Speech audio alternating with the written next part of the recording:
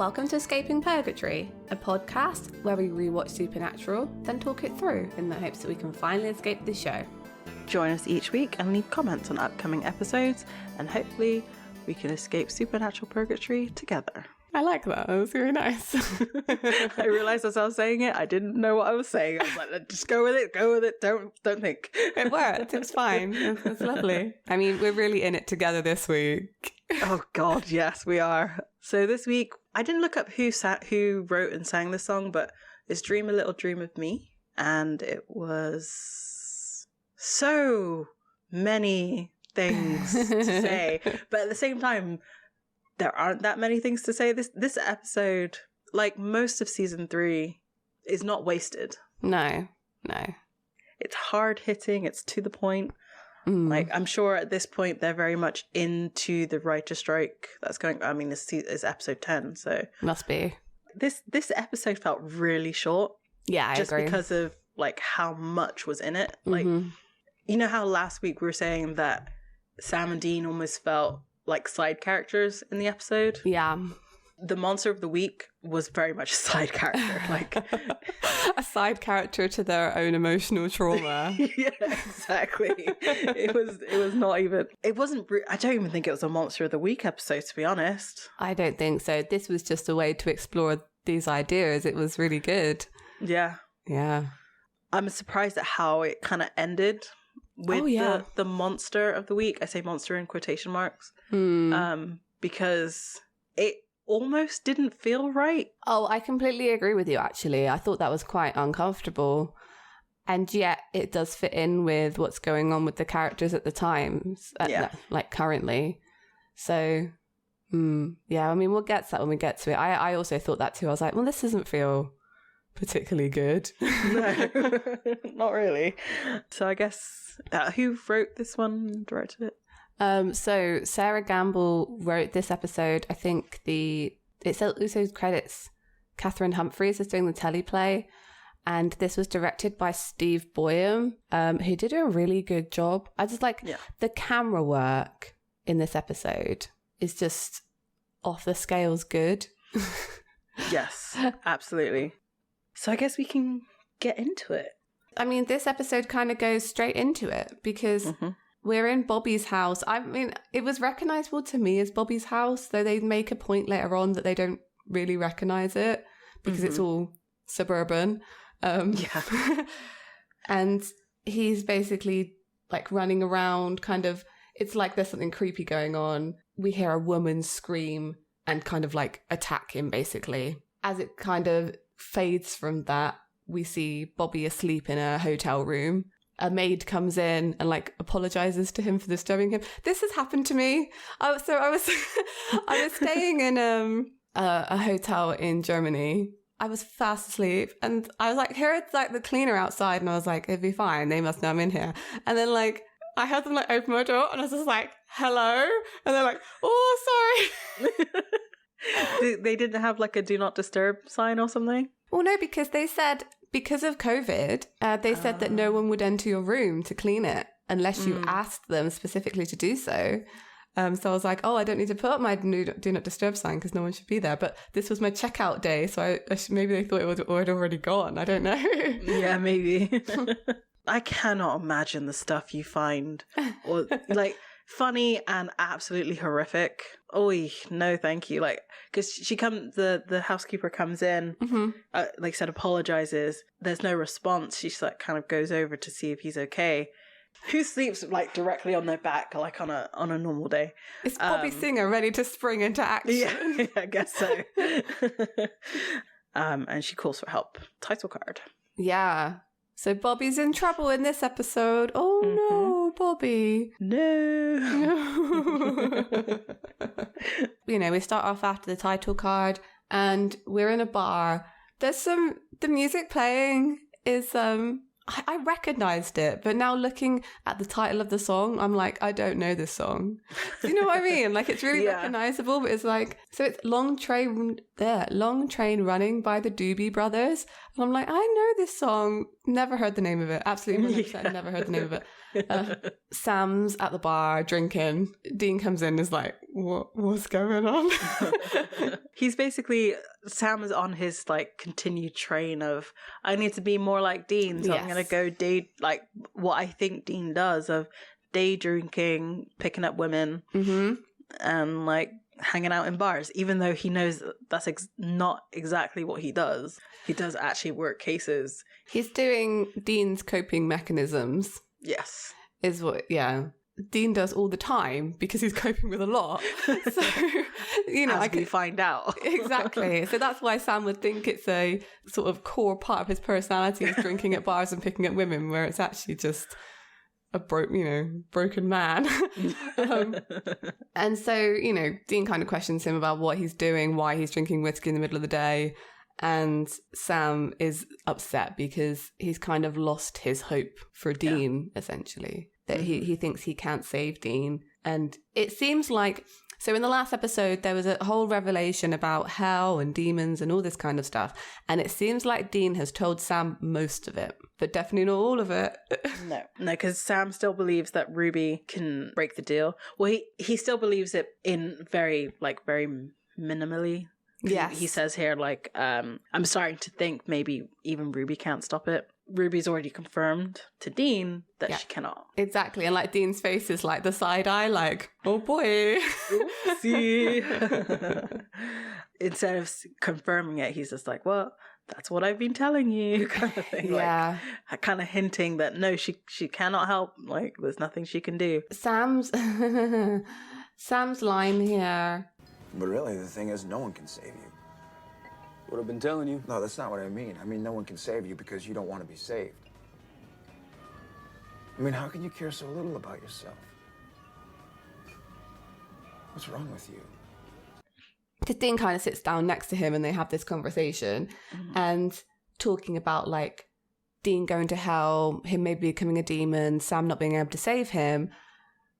But I don't know why this line just sticks with me, that there's something about the way they use the word saved in Supernatural that has more weight than it has in the real world in some way. It's almost like religiously used, as in like, you know, when you have people on the street corner like, oh, Jesus is going to save you kind of thing. Yeah. It almost feels like, it's almost a fanatical way of thinking of saving someone. It's not like a... It's not like a medical save. It's for your soul, right? Exactly. I do think sometimes Supernatural equates the act of saving someone as almost like the ultimate sort of profession of love to somebody. I've saved you. This is the way I show that I love you. Yeah, I mean, you're not wrong. You just look to... We were talking about this before the podcast we recorded, but you look to the other seasons and like alternate universe, Bobby and Charlie. Yeah. They want to go in there and save them because they couldn't save their versions. Exactly. It's almost a way of showing love for their original versions because... Anyway. So, I mean, Sam says here, he's like, no one can save you because you don't want to be saved, which is like... And if you change save for love... Exactly. No one can love you because you don't want to be loved. Oh, that's painful, Annabelle. And then, you know, when he, you know, just to cap off that horrible thought, he says, how can you care so little about yourself? Yeah. We've been asking that for years. Yes. And honestly, I don't think we never get an answer for that. We never get a resolution for that either. I honestly feel like that line could have been said in 1520. Oh, still saying it. I agree with you. Like, why? There's a section on the DVD for this that has Eric Kripke talking about this episode, and in here he specifically talks about Dean's self-esteem, and he said that this is actually an episode where Dean's self-esteem takes a turning point because it is very low at the moment. And at the end of it, it's improved somewhat. And I would agree with him on that. The problem is that they broke him again. Yes. And very quickly. Yeah. Very, very quickly. Mm-hmm. Like by the end of the season, it's broken. And it never gets repaired. No. And there should have been opportunities. The thing is, it's kind of fine to hurt. It's fine to hurt your characters, right? Yeah. At the end of the day, they're not real people. Like, it's fine to break them down and like build them back up again.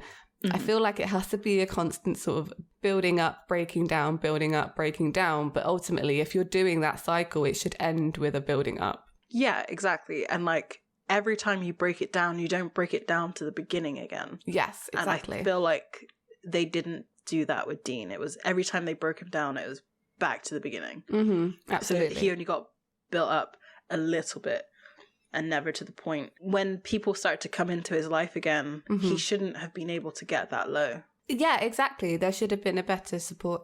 I mean, he's a tragic character at the end of the day. Like, this is true. You know, so it's always going to... I've been thinking about this a lot lately. Like, this is just I'm on a lot of tangents today, I think. Where did I read this quote? Probably Tumblr. Most of the things I read are on Tumblr. But basically saying, like, people in stories are tragic figures because they're, like, stuck in their fate. Like, you can read their story, like, over and over again, and it's always going to end the same way. And every time you want it to end different, and it's, like, never going to. The lack of choice and the lack of free will is the thing that makes it tragic. Mm-hmm. And then Supernatural took that theme and like ran with it and then like didn't resolve it. Right. Like they had the potential for something great. Yeah. Like you said, they took this concept that, you know, your character can never get out of this tragedy. Mm-hmm. They made them face it. Yeah. And yet they still lost for no reason. So they didn't have to. Exactly. Yeah. So like, can you break out of your own narrative? What is destiny? Asking the big questions here.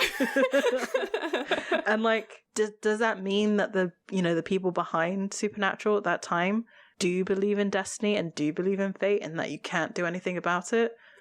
I'd be really interested to ask some of the writers those kinds of questions. Like, what do you think the underlying message of that was? You know, do you really not believe that people can break out of their own narrative and their own free will and that they're always destined on the same path, no matter what kind of choices they seem to make? And what does that say? Yeah. But like maybe we're just crazy fangirls, Annabelle. We're reading too far into it. We're reading it wrong. It's just about two guys hunting monsters. I don't know what we're doing here. I know. Like we're making a big deal out of nothing. Look. This conversation was going somewhere, and just like every conversation in Supernatural that goes somewhere, a phone rings. And it was so obvious this time I laughed. Me too. Because Dean doesn't respond. He just kind of scoffs and smiles because, like, obviously that's what he does. Yeah. And I love the fact that Sam's question is like, what's wrong with you? I mean, this is obviously like drunk Sam or like tipsy Sam. Yeah. So he's kind of like unfiltered. It's kind of a legit question.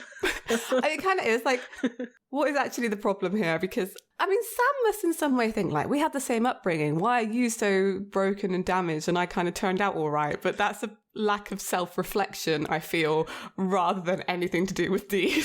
Yeah, I think so. And as you said, he gets interrupted by a phone call and we don't know who it is, but Dean looks very, very concerned. Next scene is them driving. I kind of like these sort of little transition stuff that they did in this episode. Yeah, I did too. There's a few of them in here, and it really helps round out the story. And this, like, you know, instead of just cutting directly to the hospital, it's showing them leaving, which small detail I like. Yeah, we see Bobby, and he's now in a hospital bed in the hospital gown. It was at this moment that I was like, oh yeah, this was definitely like 12 years ago now. Yeah. Oh my gosh. Because yeah. Almost 13. Yep. Jim Beaver looks so young. Oh, bless him. He does look much younger here. I love Jim Beaver. Yeah, me too. They're talking to Sam asked the doctor, like, what's going on? And he's like, well, you've done all these tests. He's really healthy. He's just in a coma. Like, we don't know why he's in a coma, but he's just in a coma. They are concerned about him because it's like they don't know it. They kind of look at each other like something supernatural is going on here. Yeah. I just want to take a moment of silence for like whatever was going on with Jensen's forehead in this episode. I don't know if you noticed this too, But he's got like a bruise on his forehead, right? Like they've tried to cover up something. So whether he had like a pimple or like had actually hurt himself or what, they had covered it, which would have looked absolutely fine in standard definition.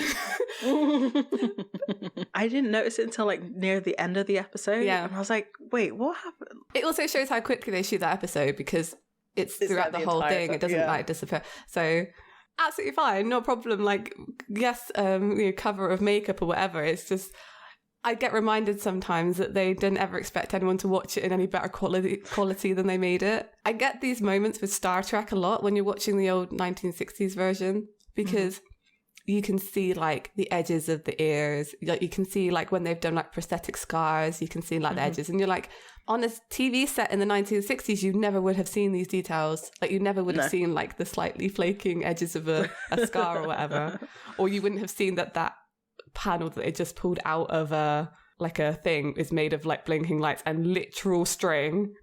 But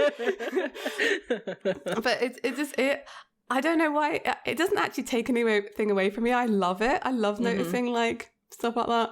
I guess they figure out that, well, they go to Bobby's hotel room to sort of find out, since they figured out that he was probably working a case, and they go into the hotel room. They're like looking around, trying to figure out where all his notes are and stuff like that. Yeah, and it was at this point that I was like, oh, Bobby is a much better hunter than John was. Yes. Remember in Pilot when they go into that motel room, it's plastered all over the walls, but Bobby's been smart and put it in his closet. Like, I feel like John would have come across as obsessed and weird, whereas Bobby could be like, oh, I'm just a private detective, so I'm just keeping it out of the eye of anyone who would come in here. Like, you could totally play that off.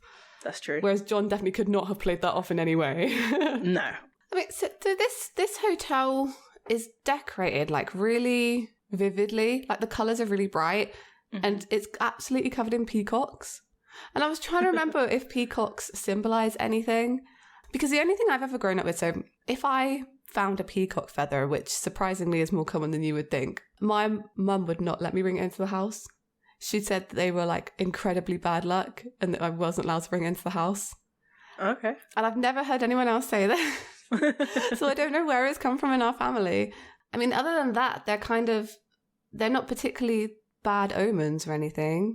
They represent like royalty and pride and all that kind of stuff. I always thought it was something to do with like, because the peacock feathers look like eyes. Yes. That was something to do with that. But again, I don't know where I heard that from. And I feel like I'm making it up. So yeah, no, it's related to like Greek mythology. So the peacock is a symbol for Hera, who's like Zeus's wife.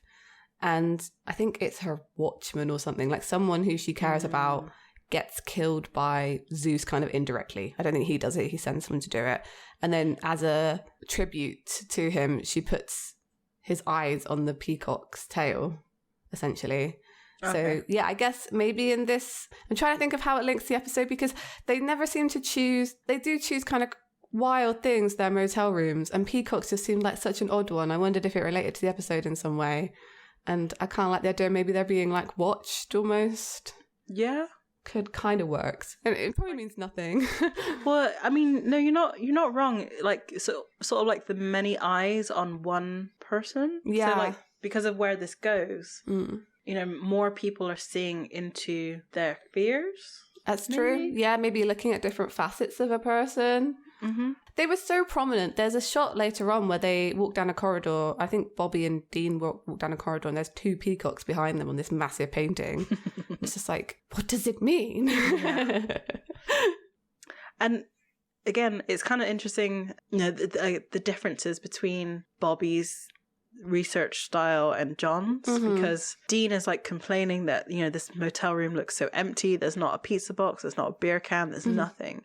So clearly Bobby is very meticulous and like wants to keep things clean, where obviously John didn't even think about his kids, didn't really think about making sure there was food and stuff like that. But in comparison to Bobby's house though, which is generally quite untidy, I think it almost shows the different, we're talking about different facets of people here. Bobby's public and personal life. So the kind of person he projects to people is quite put together. Like, he's always on top of things. He always knows what's going to, like, able to give advice, and he's very organized, and it's just like the hotel room showing that. But if you actually go back to his house, it's quite disorganized and things are everywhere, which is maybe like kind of explored in this episode, that it's a bit messier than he makes out it is. There are definitely moments in this episode that I was like, oh, this is so weird to see. Even now, like, this episode for Bobby is very vulnerable. Yes. And like I said, they eventually find his notes and everything in the closet. They're just looking at different sort of papers and stuff, and they find the name of a plant, which I do not know how to say. I thought it was funny. You know, we were talking about last week plant, because obviously it was all about witches, so they're plants and stuff. And there's suddenly an encyclopedia of plants, and then suddenly there's a plant this week, and it's Dean who's the one who picks it up, and I was like, oh, you were going to explain it? What? No, he doesn't know what it means. Okay. And there's also a newspaper clipping for an obituary of a Dr. Walter Gregg. Yeah. He's got 2 first names. They decide to split. Very classic. Sam does the research, Dean does the legwork kind of vibe. Yeah. So Dean goes to this doctor's office, and there's lots of things about in his room. They kind of focus on a stack of books that are all about dreams. So, like, dreams and sleep, in case you were wondering where this was going. A woman's there as well who's his lab technician. Dean kind of questions her about what's happened. It felt very, like, guidance counselly, because she says she's a grad student. She's like, I'm only here to work on my thesis, basically. And he's like, well, it'll go on your permanent record if you don't help me. He's clearly grasping at, like, what's important to this woman, because he's trying to intimidate her into giving him information, essentially, because she's like, well, I already know that I'm not going to be to blame for what happened, because this guy has, like, been doing experiments on people, and it seems like apparently they've gone a bit wrong. So she's like, oh no, I've got nothing to do with this. But Dean very much is like, what does she care about? Like, what can I intimidate her with? Like, when he says permanent record, like, he kind of looks to the side like, I'm not sure if this is going to work. Eventually he kind of gets out of her that he was conducting these sleep experiments. She must give him some information about the next person that he goes to see, because we don't see her again. But it was just like, it was a funny interaction. I quite liked it. I feel like they could have cut it down a little bit to add some more stuff later on, but it was fine. Yeah. There are moments in this that had kind of good storytelling, in that, like, we needed to see this to understand why he went to this next person. Of course, yeah. Whereas I feel like in some of the other episodes, they would have cut this out. Yeah, it is good. It is good. We need to know the transition. Like, we need to know how Dean got to this guy. So, yeah, he goes to, like, a dorm room, and the guy is, like, typical looking. Well, he's not a typical looking stoner, but it's implied that he is a stoner. He's dressed like Andy. Oh, yeah, he really is. Dean's like, well, I'm not here about, the weed. I'm here about the Dr. Gregg's sleep study. We don't know what his name is, but it is revealed later that his name's Jeremy. Yeah. And that, they're having a bit of a casual conversation. So Jeremy offers Dean a beer, and he's like, yeah, sure. Did you notice he opens the beer bottle with his ring? Did he? Yeah. I didn't notice that. That's really good. Also, that's a prop ring. That's not like Jensen's ring. He must have had to sit and practice that. Or he didn't, like, because he does it, like, really easily. He kind of catches it a little bit and then just, like, pops it. Yeah, I think he must have sat down and practiced that. There's a convention question for you that's kind of fun. Do you still open beer bottles with your wedding ring? I would be kind of mad if my husband did that. Like, the scratching on it, surely. Yeah, definitely. I mean, it's better than using your teeth, so... Nope. Yeah, I actually went back and rewatched it, because I was like, wait. And he did. He opens it with his ring. And then Dean takes a really long swig of this beer. Like, it's the best thing he's ever had. It's really... Yeah. I don't know when... This is really bad. I don't know when they started implying that Dean has a problem with alcohol. I feel like it started way, way, way before this, but stuff like this always confirms it to me. They never really address it on the show. Yeah, that's true. He's kind of like a It's weird because, like, that would be a plot point in any other show, right? That your main character is actually kind of an alcoholic. Sam basically ends up with a blood addiction. Yes. Right? Mm-hmm. And they somewhat address it, but it's more like, not really, he just kind of gets killed. Yeah. Like, they choose to, like, not focus on the fact that there could be normal addictions in this. Yeah, and just went for, like, the really weird ones. Like, yeah, because we never see Dean, like, get sober or even address that that's maybe a problem in his life. No. It's just like, oh, okay, fine. Dean sort of asks Jeremy, like, why he was involved with the experiments, and he says that he had a syndrome in which he can't dream. You know, he was given a tea that smelled awful and tasted worse. He managed to dream. Yeah. He managed to dream. He did it one time, and he said no more. It was scary. Like, he didn't want to deal with that again. He kind of describes it to Dean as a super vivid, intense dream, like a bad acid trip, you know? Like a bad acid trip, you know? Totally. I mean, no. Dean says, like, totally. I can't do it in an American accent. Totally. Totally. And I originally thought that he's like, oh, he's relating this to when he was in that gin dream and, like, it was super realistic and stuff. And then a comment he makes later on was like, oh, no, Dean's definitely done acid. Oh, yeah. For sure. I say for sure like that, but I almost think that Dean's one of those people that has say that they've done certain things. I mean, it's kind of a weird way to, like, relate at this point. I mean, again, it's probably limited to network TV because they would never show Dean as a teenager tripping. You know, it's not HBO. Yet. Yeah. So maybe because like we've mentioned this before, if this was early like 1990s, Dean would be smoking like a chimney. I agree with you. Here's my take. I think so. There's a few mentions, like there's a few mentions of drugs and stuff, like when they meet Andy and things as well. Like Dean makes comments there as well, like about smoking weed and stuff. And there's the acid stuff in this episode. I 100% believe Dean has never done drugs. Because I think that he would be the guy who was with his friends, whatever friends they were, on hunting trips. You know, oh, they've just killed a thing, let's trip some acid. And he's like, oh yeah, sure, and looks after them while they trip acid. Oh yeah, no, you're right. Whereas you're absolutely right. Definitely Sam has, and Dean does not know about it at all. We're back in the hospital, and Dean's sitting with Bobby. Sam enters the room and asks, you know, how is he doing? Obviously, there's no change. Basically, relays what we kind of already figured out, that, you know, the doctor was messing around with dreams. And that was from this plant in Bobby's, like, research. Yeah, it's called, like, African dream root. Yes. This gets used so much in Supernatural, this whole idea of dream walking and being able to, like, enter people's dreams. I cannot actually count the amount of times that this happens in the series. So I do kind of appreciate they never really deviated from how it's done either.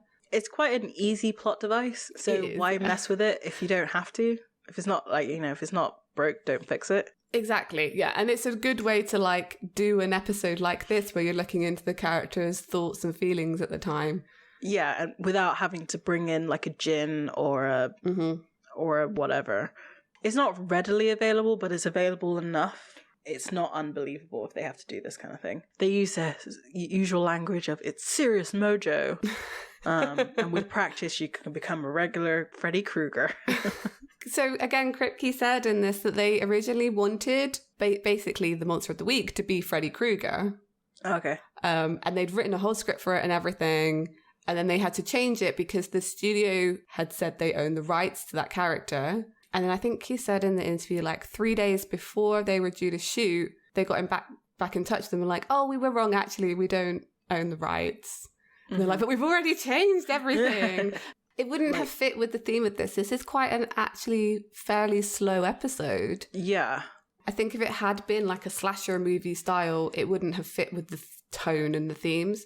So exactly. I'm kind of glad. But maybe it would have been a whole completely different episode and would have just been a Monster of the Week episode if they had those rights to it. The idea of who the monster is it is a lot scarier than Freddy Krueger. Yeah. So essentially, Sam says, you can control anything, turn bad dreams good, and good dreams bad, and then kill people in their sleep. And they kind of come to the conclusion that somebody that they had, like the doctor had tested on, had a really bad experience and decided to turn around and kill the doctor.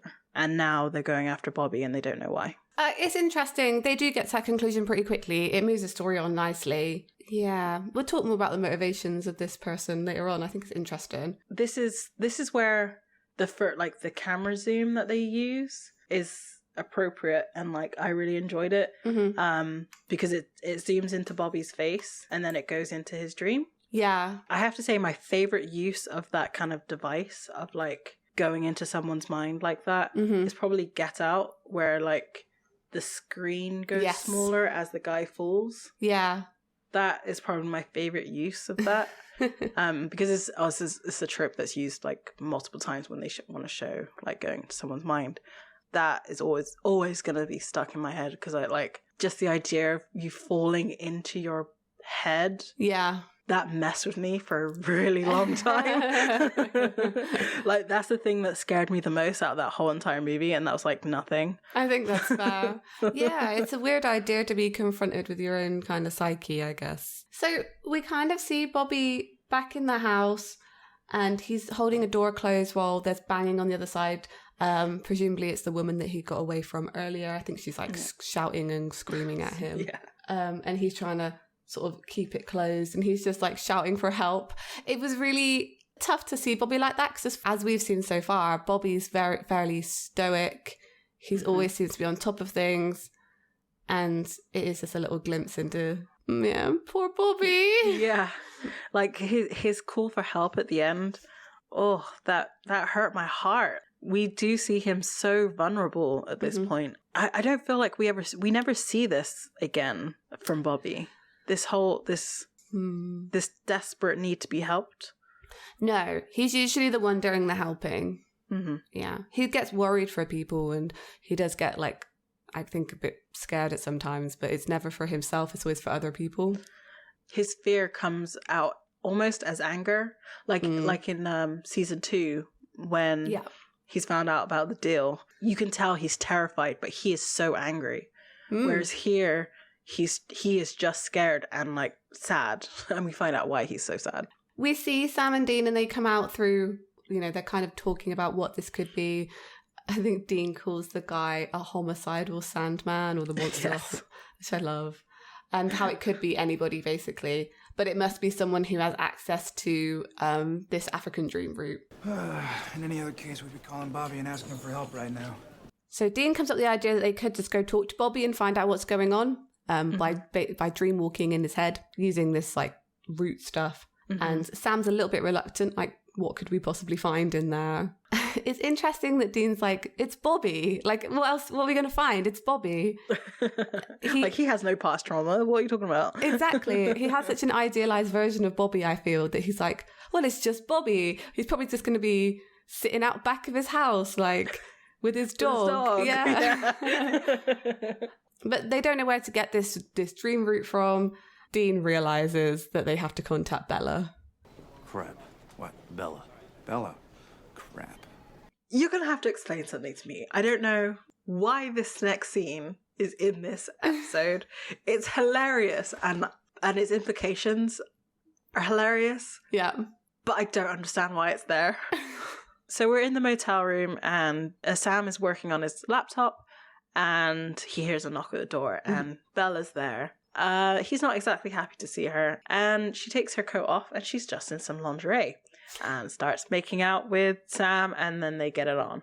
And in typical like waking up from a dream, Bella keeps saying Sam, but like in a way that's like, not I'm enjoying what you're doing right now, but like, you need to be waking up. Yeah. Sam! Oh. Sam, wake up! I'm going to have to go back to Kripke for this one. And to be fair, what he said kind of made sense because he did address this in his weird little interview he did at the end of this episode. He doesn't think that Sam has any actual interest in Bella, first of all, and that basically he's just having a sex dream about a person that they've met, you know, and that person just happened to be Bella. Also, he said he wanted to show like how Sam was kind of like a horn dog. That's the word he used, I think. It sounds like something Kripke would say. It probably wasn't the exact words, but I can believe it. But what it does do is, first of all, it's comedy later on. And secondly, he wanted to use this to show the differences between Sam and Dean. Because later on, Dean's dream is not this when maybe you would expect it to be. And Sam's dream should maybe be what Dean's was. So he kind of wanted to say, like, they have hidden depths, I guess. That Sam's actually just like a young guy who kind of like does actually want to have sex with women. Whereas Dean is maybe wanting something else at this point in his life. Okay, yeah, that kind of makes sense, but I just saw the comedy of it. Also, I just had to explain that to you. So it clearly clearly just came across as like Sam's got a thing for Bella that's it does being played out here. Because it wouldn't have been so bad if the interaction that he has with Bella after this wasn't so awkward. Like, but he's just had a sex dream about her. Okay, but you don't need to. You're not that awkward afterwards. I don't know. I've never had this situation where you've literally just woken up from a good dream, and the object of that dream has been coming into the room to talk to you. Like, that's kind of I don't know. Like, I mean, it definitely, yeah. I just want to say this is when they started trying to make trench coats sexy. Oh, because she's wearing that beige trench coat before she takes it off. Yep. So yes, we're now back in real life, no longer dream world, and Sam has a smile on his face and cannot stand. And Dean sort of has noticed that Sam's dream was on the Casa Erotica side. Good. And he wants to know who he was dreaming about. And Sam just can't think of anybody, which I think is really funny. Who are you dreaming about? What? No one. Nothing. Come on, you can tell me. Angelina Jolie? No. Brad Pitt? No. It doesn't matter. Whatever. Because, I mean, Dean says Angelina Jolie, then Brad Pitt. Why did your mind go there, Dean? There's never been any indication that Sam swings that way. No indication that Sam does. Wink. Wink. Dean says, well, I've called Bella, and, you know, that gets a rise out of Sam. And he can't really kind of form any sentences. He's just like, what? Yes, show who, what, can she help? Maybe? Dean said no, she's not going to help. Dean's been reading the doctor's notes, but he can't read the handwriting. Classic. What's interesting is they chose to show a dream without the dream root stuff happening. They're just like, oh, this is what's going on in their heads. I think maybe part of this is because we don't get to see Sam's dream in this episode. So it's like, oh, well, this is what it would have been like, guys. Yeah. That would be really funny to go to have a dream root sequence, and, you know, Bobby and Dean have to be there. Yeah. That sounds really gross. That sounds really bad. But, like, I do want that. I want them to go into Sam's dream and it be full Casa Erotica. Like, just ridiculous. Because it would have been stupid. And also, Dean would have never let him hear the end of it. Live that down. No. Yeah.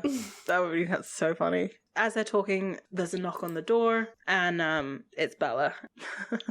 Bella is wearing basically the same trench coat, but in black. Yeah. Just saying, Cass should have done this at some point. I want him to just turn up one time in just a different trench coat. Just exactly the same cut and style, but just a different colour, and just like no one addresses it. Bella's basically is like, she almost says word for word that, you know, I'm full of surprises. Just Sam's so awkward. Like, is moments like this when you remember that Sam's supposed to be like in his early 20s. Yeah. So it's like it's very clear at this point, because he doesn't know how to deal with the person he's dreamed about is right there. Exactly. I think sometimes Sam doesn't know how to act around women. Yeah, absolutely. He spends so much time with all these hunter guys, like Dean, Bobby, that like any kind of, I don't know, it's almost like any kind of attention his way, or like, this isn't even that, would make him kind of awkward. I mean, neither of them are. Like, we've seen with Dean, when a woman flirts really, like, obviously with him, he doesn't know how to handle it. And what's funny as well is that she takes the trench coat off in the same way that she does in Sam's dream, and his, like, again, he's like pays attention. I mean, maybe he would thought he was still dreaming at that point, because she's just turned up after Dean says she's not turning up. That's true. And it's also like the audience's anticipation too. They're like, well, does she have lingerie on that trench coat? Bella explains, You said this was for Bobby Singer, right? Well, I'm doing it for him, not you. He saved my life once. Impolite stuff. They're still so rude. They're still so rude to Bella. The fact that she kind of brings them this stuff, claims it's for Bobby who saved her life, and they're still like, okay, see ya. yeah. You know, it's like they have just such disdain for her. And she kind of, I'm thinking, when did they last see Bella? I'm trying to remember. It was still fresh blood, right?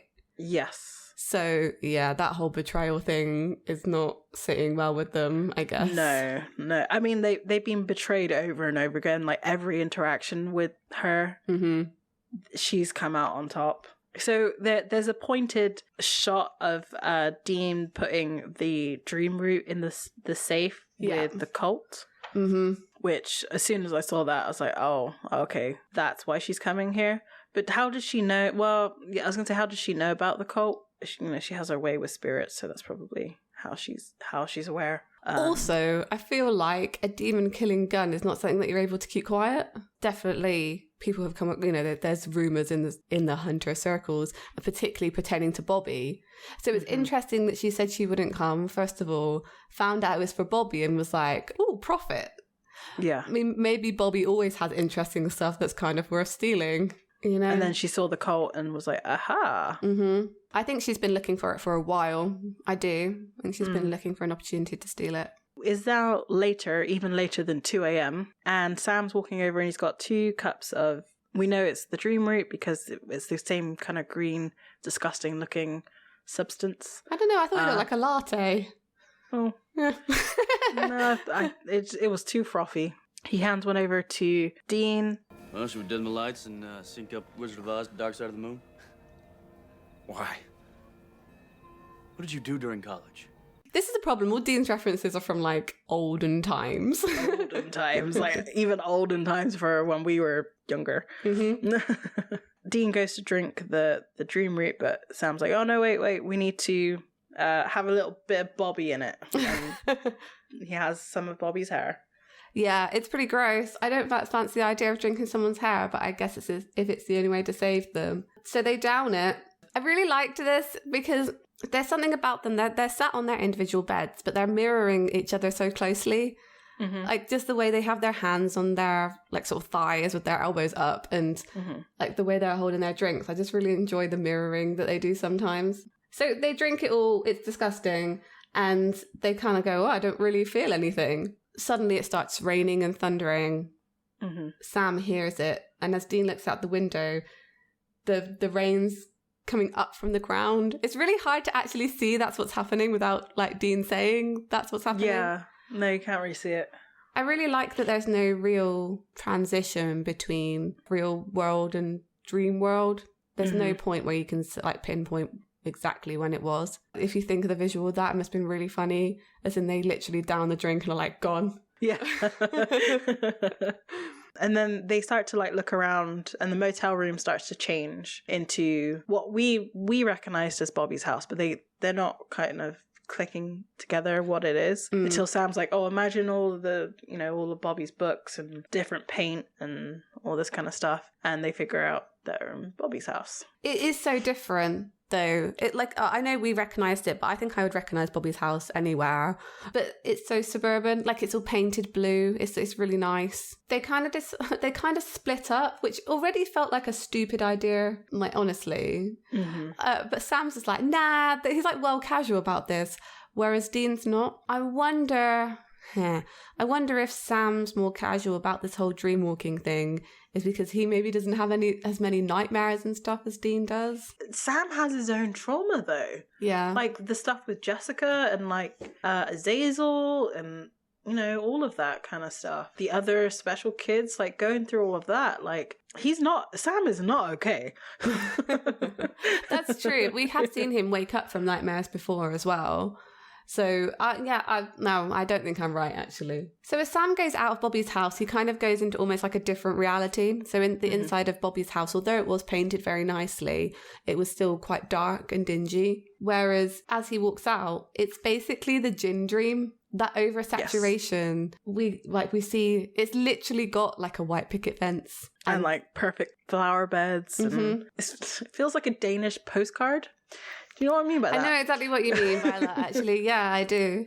And you can see the car in the background as well, which is like an old sort of, I don't know if it's a Dodge. I'm not sure. I'm not good at recognizing cars from a distance, but it's blue and it's got like white stripes over it. It's Bobby's car, essentially, but like brand new. And the door slams shut behind him as he walks out. So Sam tries to go back in to see Dean, can see him through the window, but as he's like banging on it, Dean can't see him at all. Yeah, or hear him or anything like that. Dean continues to like explore the house. They start off by whispering. Mm-hmm. Now Dean is like yelling. Yeah. Bobby responds, because I guess he's starting to hear who it is, and like lets him in to like the little area that he's in. And Bobby doesn't know he's in a dream. I guess if you've been in there long enough, I mean, don't know how long it's been for Bobby, because I imagine that time works differently in dreams. Mm-hmm. So it could have been a while for him. Like we can see that the door he's hiding behind has loads of like scratch marks and things on it as well. Mm-hmm. Dean's trying to get him to believe that they are in a dream, essentially, and like trying to explain to him what's going on, exactly about the dream route, all that kind of stuff. And it takes...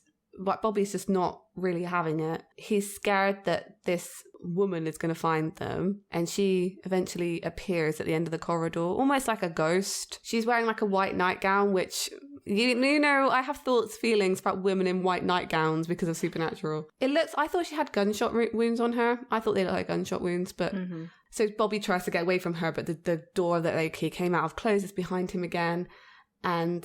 Again, Dean's like, it's fine, like, she's just a dream. Like, why are you so scared of this woman? As she comes down, they kind of turn to face her, and Dean asks Bobby who she is. Bobby, who is that? She's my wife. Which is just, like, the kicker. Like, I just can't... Like, the thing is, I think this was really shocking when I first watched it, because you can't really imagine Bobby ever having been married. Like, he seems like such a bachelor. Like, he's just... living in his house, he's got a scrapyard, like he's just one of those older guys who, has a dog and never got married. Well, how old do you think his wife is? I would say like early 30s. Yeah, I think so too. I think she's not too far off from like Dean's age, which is interesting if this is the time in Bobby's life that happened to him as well. It was always my impression that Bobby had been hunting a lot longer than basically any other hunter that we ever come across. And this almost kind of confirms that. So say it was in his like early 30s, Bobby's in his 50s at this point. Mm-hmm. So it's a good 20 years, which, I mean, all things considered, Bobby lived probably the longest out of all of those hunters. That's true, yeah. Yeah, I just wondered that because I'm wondering, like, when did this happen to Bobby? Like, when did his wife die? Mm-hmm. And I think it is about, you're right, I think probably early 30s would make sense in his story. So we cut back and we see that Sam and Dean are just like knocked out on their beds. So just confirming to us that they're in a dream, like it's not obvious already. Yeah. And we kind of hear Bobby's wife. Why, Bobby? Why did you do this to me? Dean and Bobby are kind of standing there facing her, and they have this conversation. You were possessed, baby. You were rabid, and I didn't know what I know now. I didn't know how to save you. You're lying. You wanted me dead.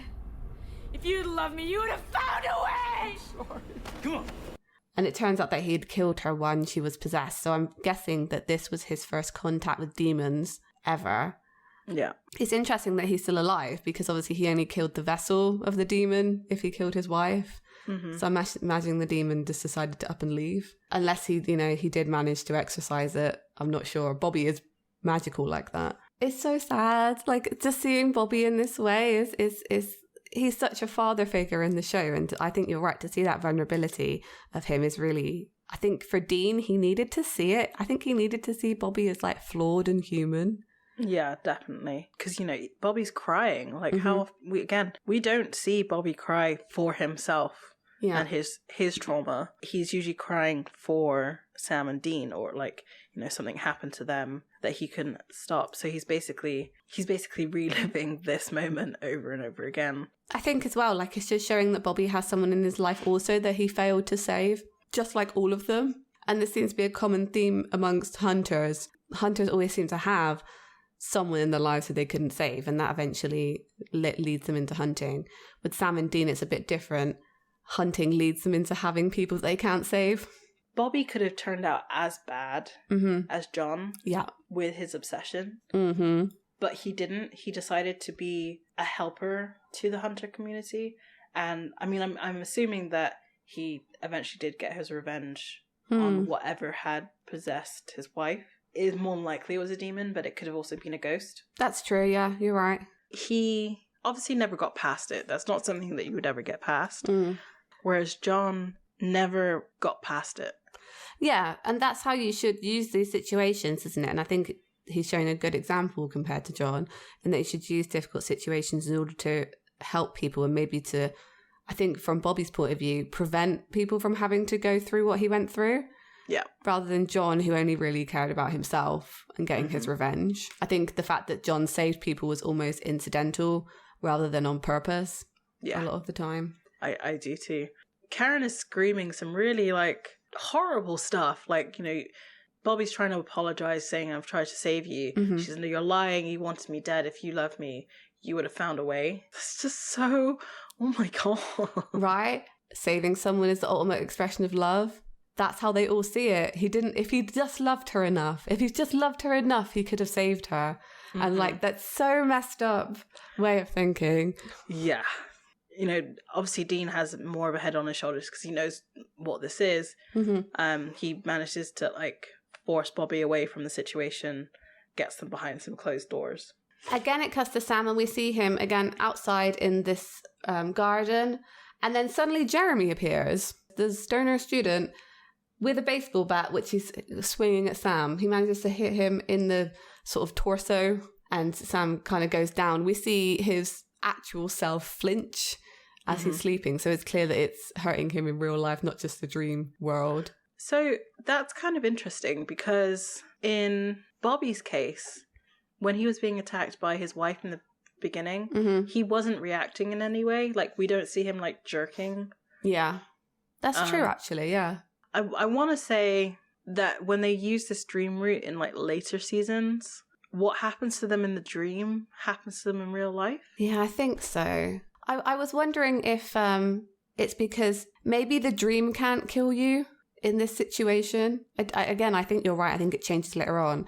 But it has to be an external force that kills you. So because it's Jeremy that's hitting Sam, that's actually hurting him. Whereas Bobby, it's his dream. So he's just stuck there. It's not necessarily hurting him. I see what you mean. So it would have to be another person who's ingested like the dream root instead of the dream itself. Yeah, that makes sense. And that's why Bobby's only stuck rather than dead, because Jeremy didn't go into Bobby's dream to kill him. He just stuck him in one. Yeah, so Jeremy kind of confronts Sam. He's stood over him, and Sam doesn't know who he is because he didn't interview him earlier. Yeah. You're in my friend's head. Well, you got a poor choice in friends. It's a self-defense. He came after me. He wanted to hurt me. That may be because you're a killer. Although Jeremy doesn't say outright that he killed anybody here, actually. Sam makes that assumption. He goes, you're the killer. Jeremy kind of says, you should be nicer to me. In here, you're just an insect and I'm a god. So he's clearly kind of tripping on the power that this dream is giving him, because he can do anything here. He can like summon things, presumably, or change reality in some way. I wish we'd kind of seen a bit more of him doing that, actually. I think it would have been very interesting. But I understand there wasn't really enough time. We're back in Bobby's house with Bobby and Dean, and we see Karen like banging on all the doors, going after them, and eventually Dean manages to close it and leans against it. shutting her out. He says to her, like, it's fine, Bobby, it's a nightmare. Like, this house, your wife, it's all a nightmare. Like, it's not real. Finally, Dean manages to sort of secure the door and goes to Bobby, and who's still crying that he killed her. Dean's like, it's okay, you can wake up, you can do anything. Oh, this is... Dean grabs Bobby because Bobby's like, leave me alone, let her kill me, you know, basically saying like, I deserve it. This is very much, Bobby is acting like Dean almost. And Dean like shakes him by the shoulders and says, and it's a weird like repeating thing, like it's cut oddly, but I think it's just emphasizing the fact that it's a dream. You're not gonna die. I'm not gonna let you die. I'm not gonna let you die. You're like a father to me. You gotta believe me, please. And this is what snaps Bobby out of it. It's always love, Annabelle. It is always love. Oy. Yeah, I mean, I wonder if there's something in that. I mean, obviously there's something in that that connects with Bobby, that transcends the loss of his wife. And I do feel like, again, I can't say to how it feels to lose a loved one, especially a wife or, you know, a spouse. But I do feel like if they had kids, he probably would not have become a hunter because of it. He would have been looking after his kids. I think sometimes Bobby looks at John and thinks what we went through is actually really similar. Yeah. You know? But if I, like you said, if those were my boys, I would not have dragged them through this. And I think you're right. I think Bobby would have been a better father than John in that respect. And that this is why he has such a deep connection to them and why Dean manages to break it. It's really sad, really tragic, and I hate it. And so this is when Bobby's like, oh, I'm dreaming. And Dean says, yes, now take control. He does. I guess he imagines her gone. Yeah.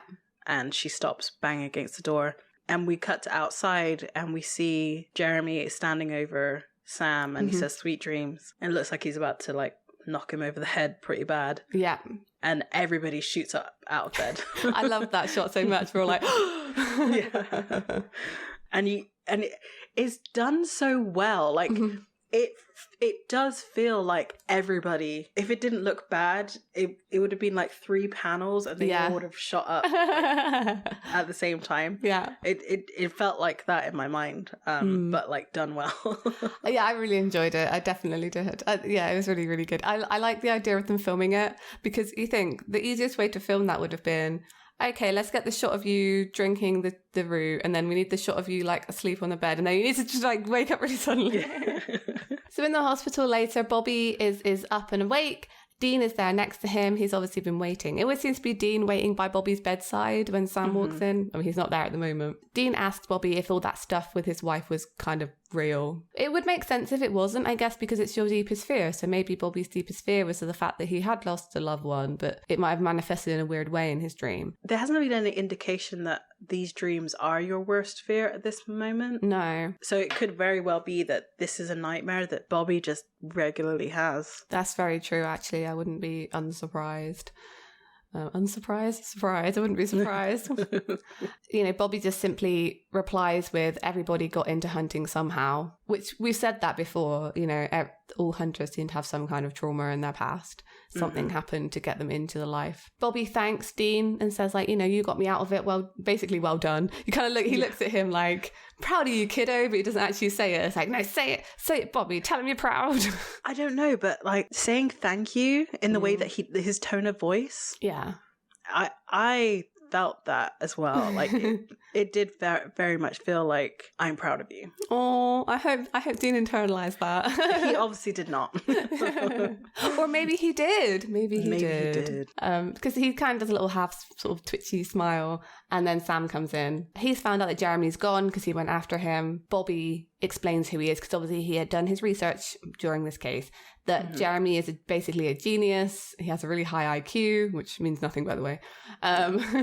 But the reason that he couldn't dream was that his dad had taken a baseball bat to his head. Well, he had told Dean earlier in the episode that he had been a bicycle accident. Jeremy's dad is dead, so they can't really use him as any kind of reconciliation device, I guess. I wondered about this, like, what outcome would there be for this? Yeah, I don't like it very much because clearly Jeremy's got his own stuff that he's working through.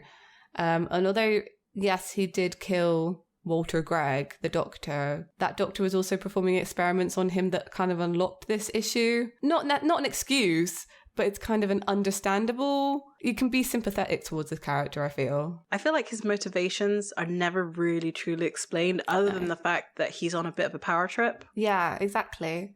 Which I feel like doesn't actually really make sense much in this context of him, but fine, let's go with it, I guess. So, Bobby explains that he didn't used to dream and that he does now because he started dosing with African dream root. And this is where they bring up the worst fear thing, because Dean says, how'd he know to dig up your worst nightmare and throw it at you? Mm-hmm. And Bobby's like, well, he was rooting around in my skull. God knows what he saw in there. Although you're right, they never actually say, like, this is your worst fear. It seems to be that Jeremy can bring it to the surface, which doesn't really explain what happens to Dean, but okay.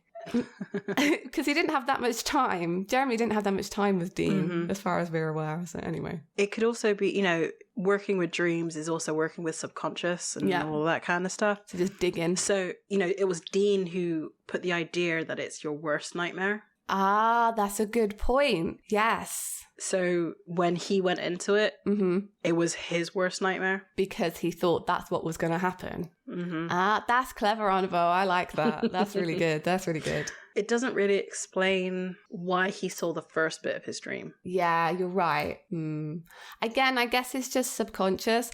I think I might have a reason for that, and I'll bring it up. We'll get to it when we get there. They kind of asked Bobby, like, how did he get part of you to put in his African dream root? And Bobby says that he took a beer from him when he first met him. And he's like, it was really dumbest friggin' thing.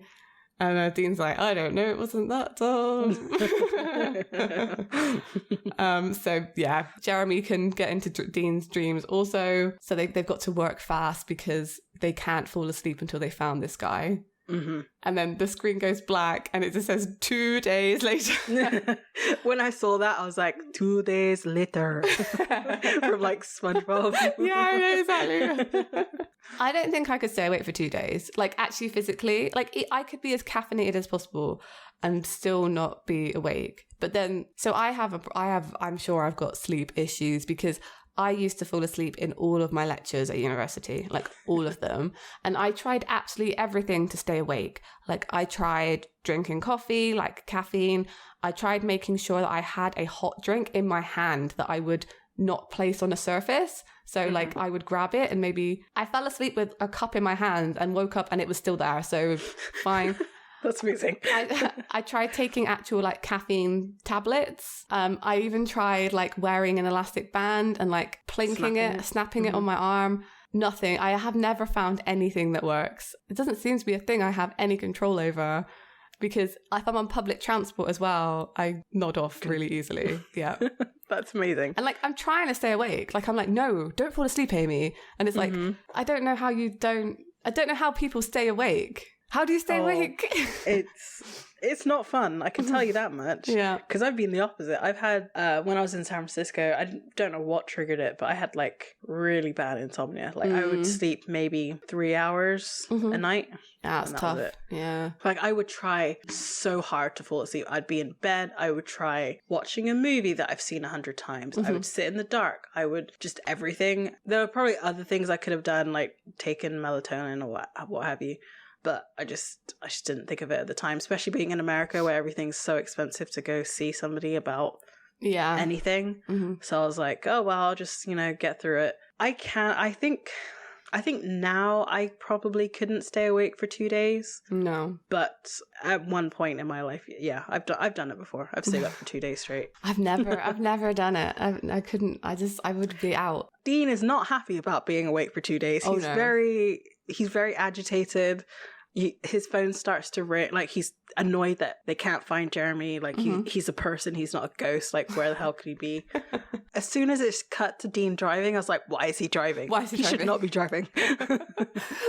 He just bullied Sam into being in that passenger seat, like clearly. Yeah, definitely.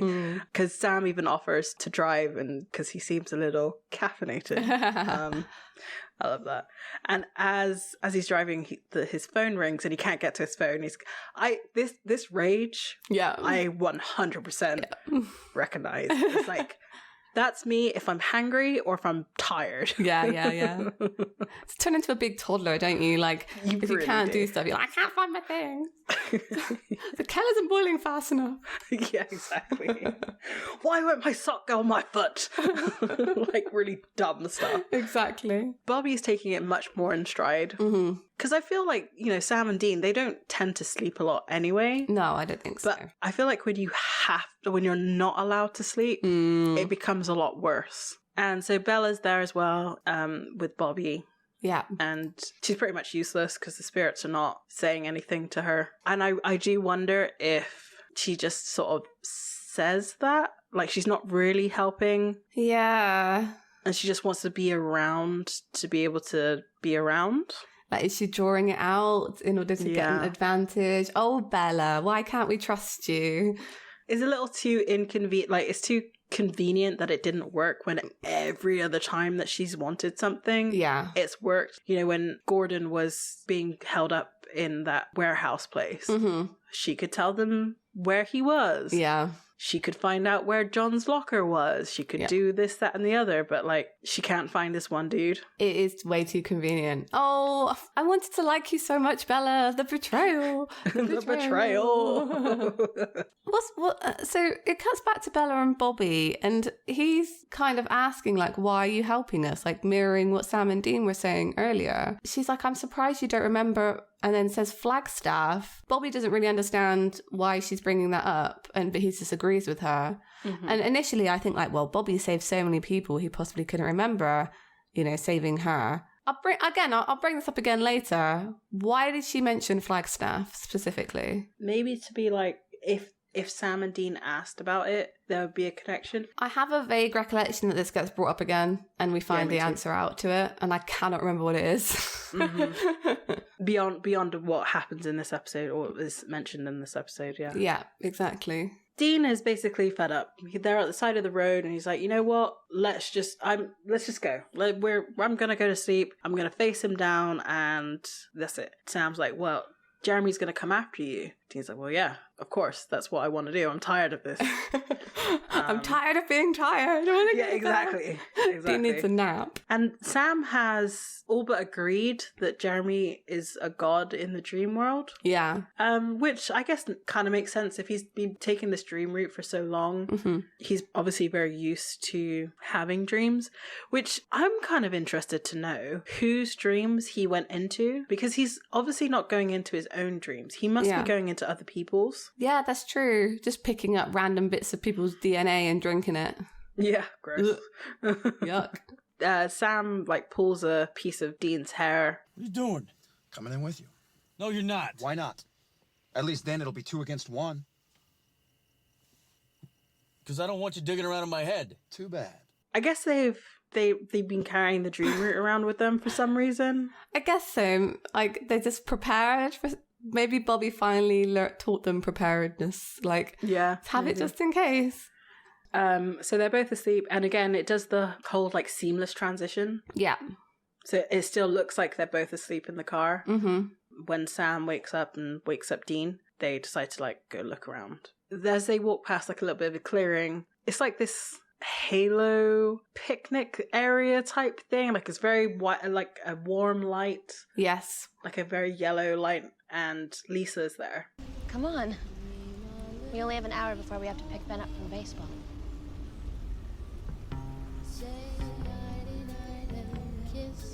I've never had this dream before. Oh, why does Dean see this? Because it's not his deepest fear.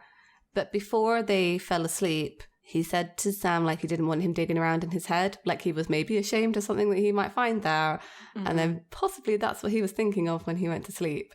And I think this is the thing that he's kind of didn't want Sam to find out about him. That actually, for him, Lisa wasn't just like a random hookup. She's his kind of idealized version of his life. It's really hard for me. I do struggle with Dean and Lisa because I wonder how much he loves her and how much he loves the idea of what she represents. And I think this kind of shows here that it's maybe leaning towards the second bit, that she's his idealized version of his life, like this apple pie oh, we're just going to eat food in the park and we'll go pick up our son from baseball later and, you know, everything's fine in the world. And Dean looks ashamed of wanting this. Yeah, he does. And I mean, he feels ashamed because he feels like he has to save the world. Like we see that with the Jinn episode. He couldn't let go that all those people that they had saved died. Yeah. That's the thing that snapped him out of it. The ultimate thing for Dean would be to be free of his responsibilities in order to pursue this life. You know, to have... He could never be free. Exactly. He can't be free of that, which is just... He says to Sam, like, I've never had this dream before. And you know that he's definitely lying, and he definitely has. I think Sam's face, he feels sorry for Dean. I don't think... it's a tough one, actually. I think Sam does know this about Dean on some level. Think about A Supernatural Christmas, where he gave Dean, like, that nice Christmas at the end of the episode. I think he knows Dean wants, like, domesticity and family. I don't know how much Sam realised that extended beyond him. That he actually wanted something completely different from just their family. This is showing an aspect of Dean to Sam that he probably would never have seen. Especially since, you know, the interactions that Sam had with Lisa in the episode was very brief. Dean had made it about the fact she was a yoga teacher and not about who she was. You know, yeah, exactly. Stop looking at me like that. Sorry. Dean, I love you. Oh boy, I had a whole moment because I had said previously in the podcast that people only say I love you to Dean when they're dying. So his dream is to hear someone say it and for everything to be fine. What's also terrible about this is she says it and then disappears. Yep, which I think that's the fear part of it. Sam had said you can turn a bad dream good and a good dream bad. And I think this is when Jeremy has entered the dream. Jeremy's entered the chat. And has turned this good dream into a bad dream. Yeah, I think that's completely possible. I wondered if it was just Dean hearing that from Lisa was so unrealistic that he was like, well, this isn't real. Must be time for the bad dream part of this this experience. Yeah, and I mean, also he knows that he's dreaming. Like, he's very aware. So I wonder, hearing that, he didn't want Sam to hear it. And so he made it disappear. Like, because he didn't want it to go on to, like... whatever it was going to go on to. Yeah. I mean, maybe... Oh, I'm making this sad today. Maybe Dean doesn't know what's beyond I love you. Again, because whenever anybody expresses that to him, they are gone. I love you might be the peak of your relationship. If you think about like a bell curve, right? You build up to that point and you say it. But there is something afterwards and the rest is the rest of your relationship. And like Dean's never experienced that with anybody, the rest of the relationship. So I don't know if he would even know where that goes. Yeah. Oh my God. Yeah. I mean, his response of where did she go? I don't think he made her disappear, actually. Okay. Thinking about it. Because he is so surprised that she vanished. Yeah, that's fair. And Jeremy does appear. Like, yeah. So I think you're right with your theory. I think you're right that Jeremy made a bad dream. But I like to make people suffer. I know. And so they give chase to Jeremy. And as they're running through the woods, I loved how they did this. So Sam and Dean get separated in the woods because, of course, when you go running, I wonder how many outtakes there are of them like tripping up, because you know they're clumsy, right? Yeah. And running in the woods in the dark, even though it's probably lit up pretty well, it's still in the dark. Anyway, and as they're running, Sam sort of stays in the woods, but Dean's woods turned into wallpaper in a hallway. Yeah. And that, it was a really subtle transition, and I loved it. I loved it too. There's like a shot of him that feels very like a classic Supernatural shot, where it's like the back of Dean, and he turns, and it kind of zooms out. Do you know the shot I mean? Yeah. I kind of, and I feel like I've seen that many times, but I really enjoy it. He kind of walks down the hallway of this, and like all the wallpaper's kind of like swirly and messed up. And I know it's supposed to be the hotel where they were staying before with the Peacock Hotel, but in my mind, it was almost like every motel they've ever stayed in, like mushed into one. Together. Yeah. Yeah, I mean, it could very. So I didn't see it as swirly. I saw it as like the trees. Oh, like the trees transforming into that is cool as well. I really like that. Because you're right, the transition's so wicked on that. I really, really enjoyed this. This is good. Yeah. It was really well done. One of the doors start to open at the end of the hallway and he walks in and he hears this clicking. Dean walks in and he thinks it's Jeremy. Why is this character turning on and off a light? And I can't figure out what that would be. And like, other than the fact it's creepy and the sound, like, is it just for aesthetic or does it have some perceived or some sort of meaning that we can attach to it? There's something about clicking. I'm like, my brain is going to. It's used in this episode as well, like people snapping their fingers. And it's the same noise they use almost than this lamp clicking. I think you're right. I think it's just supposed to be creepy. I don't know if maybe it's a Nightmare on Elm Street reference that we're not getting. Yeah. But hey, listeners, we have a job for you. Yeah. Make up your own, like, why is this happening? Or tell us what the reference is, because I'm not sure. It's like he's been trapped there, and that's literally the only thing to sit and do is to switch on and off this lamp. I love the fact that, you know, Dream Dean turned around as like, hey, Dean. There's something about your character addressing you as your character that's really unnerving. And he does it, like his dream version does it, so casually. Yeah. Kripke said this, but he was like, Jensen's acting in this was amazing because you can automatically tell, although they look the same and are dressed the same, which Dean is which as soon as they come up on screen. Like just the facial expressions, everything. He's like, he did an amazing job. And it's so subtle. It is so subtle. There's something in the like lines of his mouth, I think, is what it is. I was trying to like differentiate between like, how can you tell between this dream Dean and the real Dean, and also his eyes. He's kind of like, the dream Dean is just so like expressionless, I think, whereas Dean's normally so animated. I think that's part of it.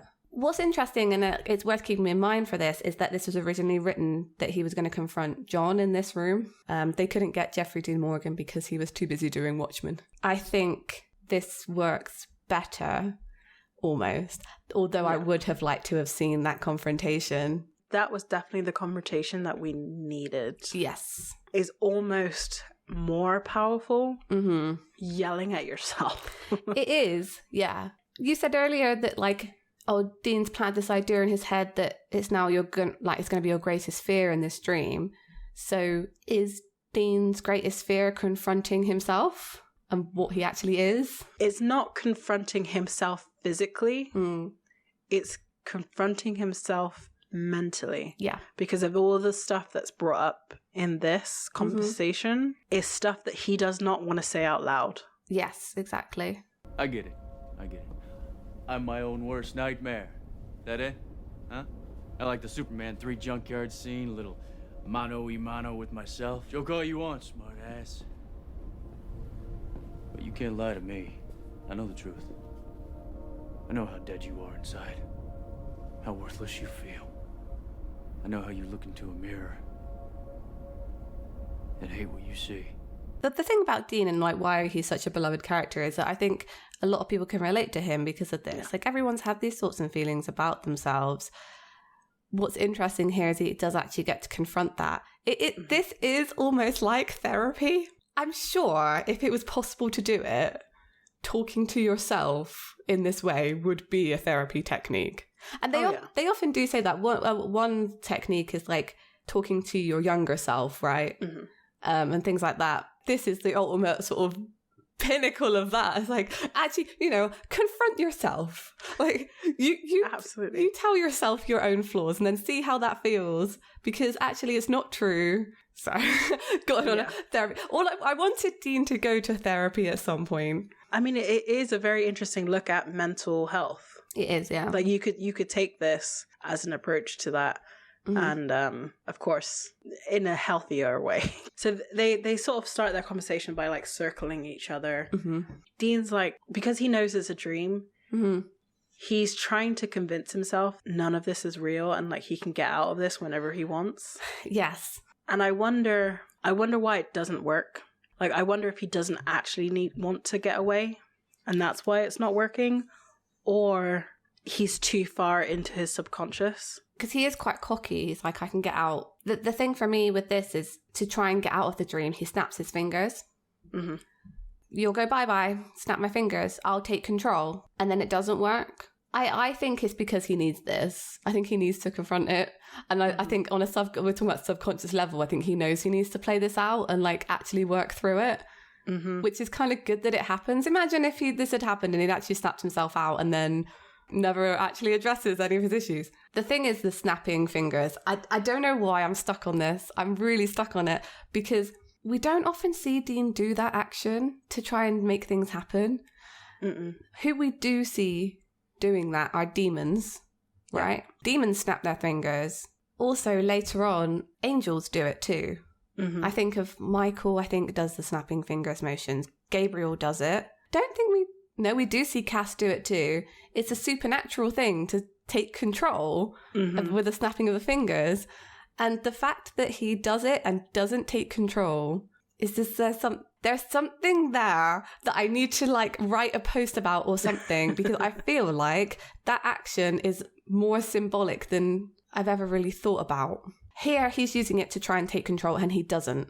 And I think that's when he gets kind of scared and worried because the thing that Dean fears the most actually, and probably the reason why he doesn't snap himself out of the dream, I'm going with the thought train here, is the thing that Dean is most afraid of is not being in control. So it couldn't work because he's in his deepest fear. Yeah, and I mean, it kind of makes sense as well. So he loses control by snapping his fingers. Like he no longer has... Now, Dream Dean is in control. Yep. And has the sawed-off shotgun. Yep. Why does he have that gun? Because it's Dean's gun. Yeah. He's symbolically handed over control because that gun is Dean's gun. Dean uses that gun all the time. Mm-hmm. Before this, there was no indication that Dream Dean had any sort of weapon or anything. Nope. Like, he was just another version of Dean in this room, bored out of his mind, clicking a light on and off. And now he has a sawed-off shotgun. Yep. He's not threatening with it. He just has it. Yep. And it's almost like, if you want to get control again, you're going to have to take this from me. Dream Dean says we need to talk. We hear a bang and like Sam wakes up and he's in the Impala. He looks over at Dean, but it's Jeremy. Surprise! Oh. Jeremy has his baseball bat and like whacks Sam out of the car essentially. Yeah, exactly. And so they come out of the car and Jeremy is basically threatening Sam. Like, you should have left us alone. Like, why are you still here? And Sam calls him a psycho. And we kind of get his motivation here. So basically, the doctor had originally given him the African dream route. It was amazing for him. And then withdrew access to it. Right. So he killed him. But, like, why, though? Because apparently you can get it yourself because you're doing it now. I mean, maybe he took all of the dream route when he killed him. Yeah, possibly. Yeah, that's true. Actually stole it. You're right. That's probably right, actually. How are you going to get more? Because he's clearly some sort of addict, right? Yeah, exactly. That's what it kind of comes down to. I don't particularly like the motivation. I think it's kind of weird. It's very weak. It is, but I feel like they just... If they'd had this whole Freddy Krueger idea and they had to write this instead, maybe it was just what they ended up with. Yeah. Yeah, it's not the best. His line here, though. You know what that's like? Not to be able to dream? You never rest, not really. It's like being awake for 15 years.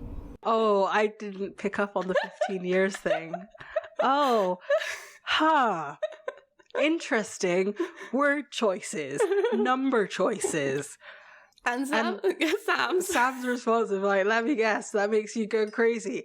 Yeah, yes, Sam, it does. It does make you go a little bit crazy. Beyond 15 years too. What, we're on 16 and a bit now? We're on 16 and a bit now. Oh, man.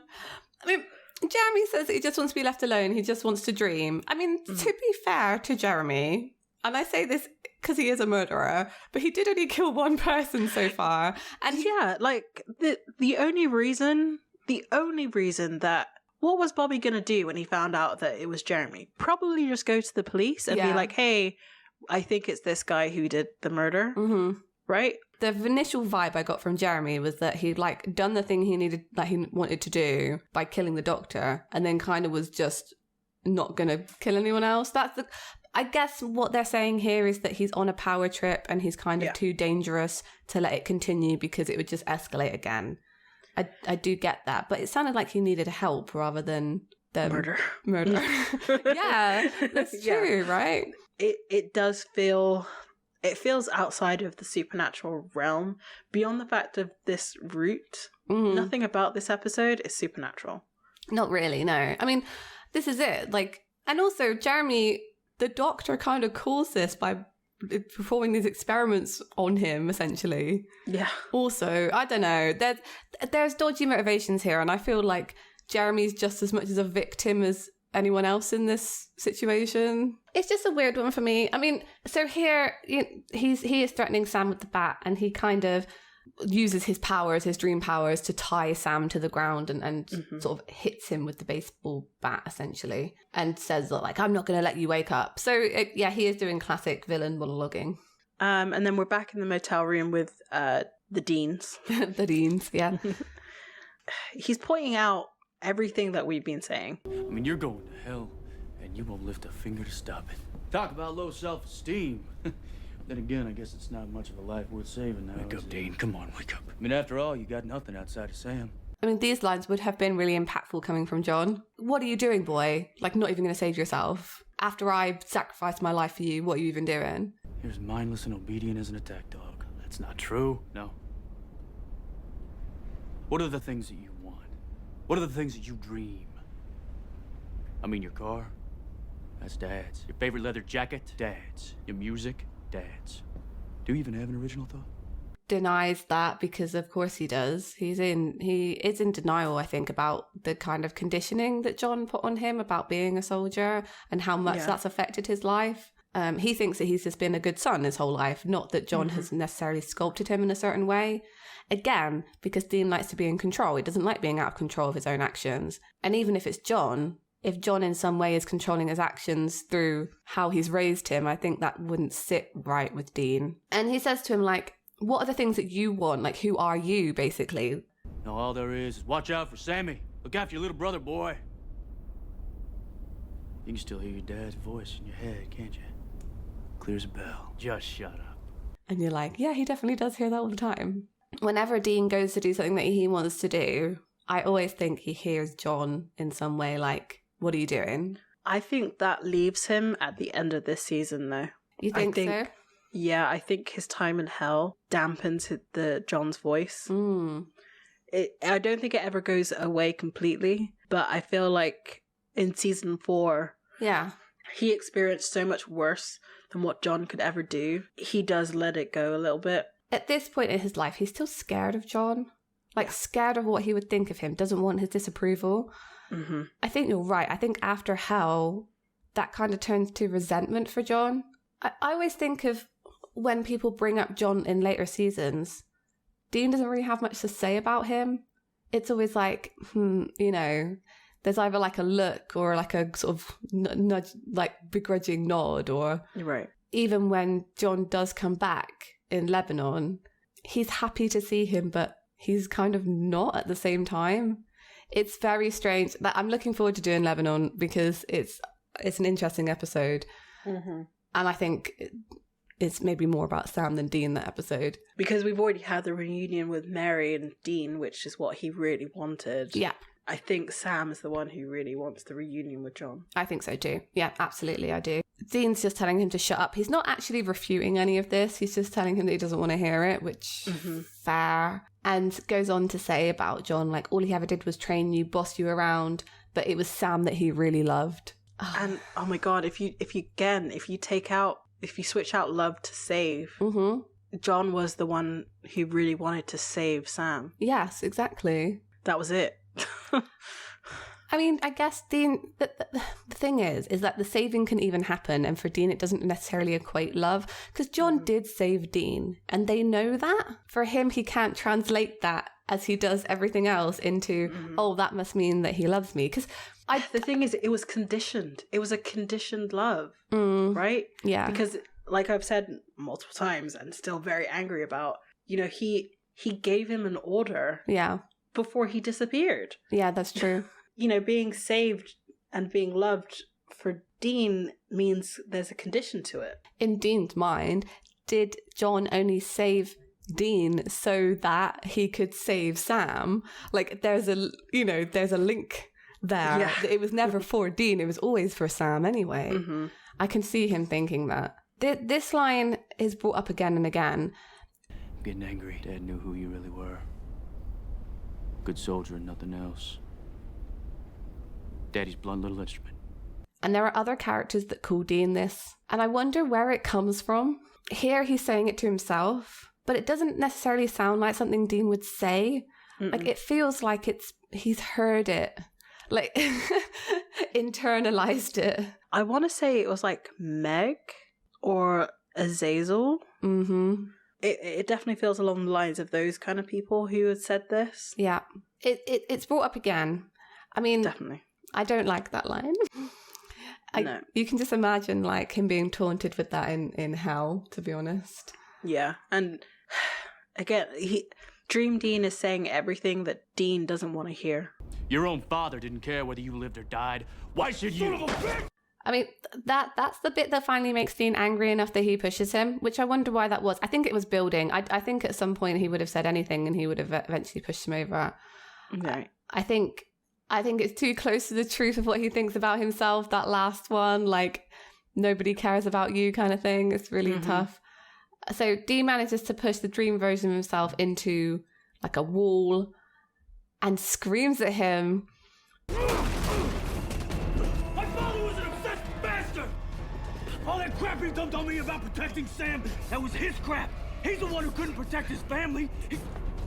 Who wasn't there for Sam? I always was. He wasn't fair. I didn't deserve what he put on me, and I don't deserve to go to hell. And it's like, yes, Dean. Yes, Dean. No, and you know what's funny? I think it's Bella who kind of opened his eyes to that. Yeah, I think so too. This idea of being an obsessed hunter. Mm-hmm. He did not like it when she said that to him. No. It's probably one of those things that have been playing in his mind. He's starting to internalize it, and he's realizing where it's come from, and it comes out like this. And like, yes, you tell your dad. Because ultimately, this version of Dean is John's version of Dean. It's the cold, hard, like, uncaring. It's the version of Dean that John wanted him to be, and he's finally rejecting it. Yeah, absolutely. He finally says what we've been saying this entire time. Yeah. Like, I'm so happy I didn't remember this monologue, essentially, because it would have dampened, I feel like, a lot of what we've been saying, because he says, all the crap that he dumped on me protecting Sam, that was his crap. He's the one who couldn't protect his family. Yeah. And it's like, yes, you're completely right. You're 100% right. Dean, well done. Yeah, exactly. And this is what we were saying at the beginning of this episode, that this was a perfect springing point for him to build up his self-esteem and keep it there. But instead, I don't feel like he never gets to this point again. No, I don't think so either, where he finds... I think there are some points in his confrontations with Chuck where he gets close to this point, where he's like, you know, actually, I'm not playing this game anymore. But it didn't hit me as hard as this does, I feel. This is, honestly, he's literally rejecting a part of himself that is, like, toxic. You know, saying that John was the one who let Mary die. Like, admitting that as well. I mean, that's what he's always been thinking, right? Yeah. And that's not something that's come about recently. I feel like Dean's always thought this and never said it out loud. It's John's fault Mary died. Like, he's the one who went on this, like, revenge kick. He's the one who, like, and finally admitting that is just so good. Healthy. Yeah, definitely. He finally says, like, he wasn't there for Sam. I always was. He wasn't fair. I didn't deserve what he put on me, and I don't deserve to go to hell. And I think that's part of it. I think Dean always did think that he deserved to go to hell. Like, that would be his final destination. I think the guilt from letting Sam die has not left him. Yeah. I don't think so, or not letting him die, because obviously there was nothing he could have done. So his perceived punishment for the action of Sam dying was him going to hell, like the worst kind of punishment. And it's interesting to see, like, how do you get to that sort of that point in your life that you think you deserve the worst kind of punishment out there for doing something that was completely out of your control. Exactly. And that's all John's influence. You know, he wasn't the perfect son. He let Sam die. He didn't follow his orders. Therefore, he deserves to go to hell. It's a skewed way of thinking, but it's how Dean thinks. What's interesting is after shouting at him, you know, that my father was an obsessed bastard, that's when Dean manages to grab control of the gun. So that's when the control shifted back to him, in him admitting that John was not perfect, essentially. Him shooting himself. Again, I don't think it's necessary. Right. I think it could be like, oh, Dean really hates himself. That's why he's kind of, it's not, this is not it. It is him rejecting John's conditioning and all the stuff that he put on him and his low self-esteem part of him. Mm-hmm. It's actually a very positive. It is. Yeah, no, I'm completely there with you on that one. That it is very much, it's killing the negative thoughts. Yeah. That's how I viewed this. Yeah. Not killing himself. Absolutely. Me too. 100%. It's a great moment. I loved it so much. The symbolism is wonderful, amazing, perfect. It is so empowering. Mm-hmm. And I do feel like anyone who's gone through like having disturbing thoughts about themselves, probably, I mean, I definitely wish that I could do this. Yeah. Like to be able to have my thoughts like that embodied and being able to just destroy them in some sort of way. Mm-hmm. Maybe not guns, but whatever. How much relief you would feel. I mean, that's what makes the next bit really difficult as well. Yeah. You know, he's just killed his like dark thoughts. Yeah. But then they come back as a demon. Mm-hmm. Like how, like you would have had this huge adrenaline rush, being, you know, super happy, and then to have it then turn into your actual worst fear. Yeah. Like your newfound worst fear. Mm-hmm. Mm-hmm. Because he's now a demon. Seeing Dean as a demon, I've forgotten how that felt for a minute. Yeah. I know. You can't escape me, Dean. You're gonna die. And this is what you're gonna become. At least he worked through some of it. That's how I feel about that. Yeah, that's true. And I think it's okay for a new fear to replace an old one. And also, it gives him kind of a new outlook. I don't deserve to go to hell and become this demon, but because this is his new fear now is becoming a demon, it can give him some motivation for that not to happen. Yeah. Yeah? Yeah. So, I'm hoping this is a positive thing. I know exactly where this story goes. I don't know why I'm hoping for anything. I know, that's probably the hardest part about watching this particular scene of like where all of this goes. Mm-hmm. In the end, like the amount of times that Dean loses control of himself and like as a human, as an angel, as a demon, as, you know, what have you. Mm-hmm. It's not fun. It's not fun. It's not fun. It's not a fun time, guys. It's not a fun time. Not a good time. So we see Jeremy, and he's standing over Sam now with the bat, and Jeremy's kind of like, you can't stop me, blah, blah, blah, blah, blah. Sam's like, well, what, because you took the dream route? He's like, well, sassy, even though he's taking this beating from this bat. Sam's like, well, I took it too. As kind of Jeremy tries to hit him again with the bat, Sam suddenly like looks around and someone appears from the woods, and it's Jeremy's father, which is clearly Jeremy's biggest fear because of the way he reacts to him. As he kind of gets distracted, Sam manages to get free, presumably using dream logic. He hits Jeremy with the bat. We see him like in the real world kind of die, I guess. I guess so. Or maybe it just woke him up, actually. Oh, I don't know. No, it definitely does kill him. Okay, never mind. Yeah, because we kind of flick back and forth between Sam hitting him and then seeing him kind of flinch like Sam did previously. And and then Sam kills him. I mean, this isn't the first episode this season that we've seen Sam kill somebody quite coldly. There was Casey. There was the Crossroads demon. I know they've all been demons so far. There was another person. I cannot... Oh, yeah, he was quite ready to kill those witches, even though Dean was like, but they're human. So, yeah, something's going on with Sam, guys. I wonder what it could be. Yeah, like this definitely... this felt like a revenge killing. It was more like, you went after Bobby, therefore I'm going to kill you, which I don't know if I agree with that. But I've said it before and I'll say it again. Sam is more like John than Dean is. And it's showing his John side. And I think a lot of what happens to Sam is because he's more similar to John than he maybe would admit. And then everybody wakes up. It was all a dream. The end. Dean is obviously more shaken by what's happened than Sam is. And then we don't see this very often, but we get a Bobby and Sam interaction. Yeah, it's quite nice. So you did a little dream weaving of your own in there, huh? Yeah, I just sort of concentrated on it happen, you know? Didn't have anything to do with, your psychic stuff. No? I kind of wished at this point is when they started to lean into it a little bit. Bobby's first response is like, has it got anything to do with your, like, psychic abilities? Because he's worried about that. Yeah.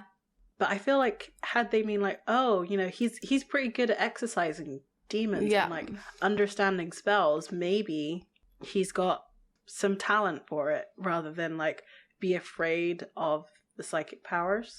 Yeah. I mean, to be fair, at this point, I feel like there's other things going on in the background, and that's what it's alluding to, right? I personally think it does work later on that it's Sam's kind of magical talent that comes through. But because of the whole stuff with Ruby, I'm like, Dean planted that idea in Bobby's head that Sam came back wrong. They talked about it at the end of Sin City. And I think for Bobby to kind of see anything that's maybe slightly iffy with Sam, he's going to kind of question it and maybe write it down in a notebook somewhere. Yeah, definitely. So I think he's checking in with him here to make sure that Sam is still Sam. Because although to Dean he was like, nah, that couldn't possibly happen, Bobby is a very suspicious man at all times. Oh yeah. The whole, like, holy water and beer. Exactly, right? Exactly. And as they enter the room, Dean is on the phone with somebody, or maybe leaving a message, and he's asking about Bella, like, has anyone seen her? She's not around. None of them, they just assume she's taken off. She doesn't generally say goodbye, she just kind of leaves. Which I find is strange that Dean thinks it's weird. I guess she said goodbye somehow in other episodes, but I don't know. I feel like she's just be like, peace. I think I think a lot of it's more of a suspicion thing as well. I think he has an inkling that she's done something. Like, you turn back at the hotel and the person that you don't really trust is not there anymore. You're like, what have you done? Exactly. Where's the water bucket over the door? Like, what have you done? Yeah, exactly. Bobby, again, questions, why did she help us in the first place? Dean says, well, I thought you saved her life. Again, he brings up Flagstaff. And Bobby's like, well, the thing of Flagstaff was an amulet. Like, I mean, I got a good deal for her, that's all. Yeah. And they get kind of confused. Bobby says, you better check your pockets. And they go check the safe. Yeah. And the colt is missing. I forgot that they lost the colt. They lose it all the freaking time. They do, but I forgot that they lost it this time. And, as we know, like, what happens with Bella, do you think she was taking it to save herself? This definitely gets resolved, and I cannot remember why she stole it. I fully cannot recall why she stole it. I think part of it is because it's too good of a plot device for them to have for the next few episodes. Yeah, I think it's definitely it's too OP. Yeah, exactly. I think your first guess is that she's going to sell it. I think you're probably right in your other guess that it's for her. I mean, no one's really surprised. Bobby's a bit disappointed in them, but it doesn't also seem very surprised. And they said they're going to hunt her down, which makes sense because that colt's pretty important. Also, it's Bobby's gun. Like, they need to get Bobby's gun back. Yeah, exactly. So this final scene naturally takes place in the Impala. They're kind of walking around it and talking, and Dean asks Sam what he saw in his head. Like, he's fishing. What did you see? And Sam just says about Jeremy that he didn't really see anything, I guess, other than the Lisa bit, which they were there for together. Like, says like, what did you see? And Dean's like, nothing, didn't see nothing. Didn't see nothing at all. So they get in and they have a conversation because that's what Supernatural is. It's about having emotional conversation in cars. it takes a little moment. They like kind of sit there in silence, and then Dean finally says, look, I've been thinking. I've been doing some thinking. And well, the thing is, I don't want to die. I don't want to go to hell.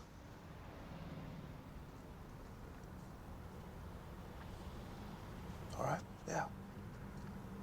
We'll find a way to save you. Okay, good. I love Sam. She's just like, fine, we'll do it. We'll save you. Yeah, he doesn't question it. He's just like, he doesn't want to know what changed his mind. He's just like, okay, you've changed your mind. I'm not going to argue with you. We're going to save you. Yeah, I love it. I love the fact that Sam's just immediately on board and like, fine, we'll do it. And like instantly reassuring him that it's all going to be okay. Because that's what it should be. The very end of this episode is weird. And they never do this again in Supernatural. It's super jarring. So, I mean, essentially, we basically see the same sequence again.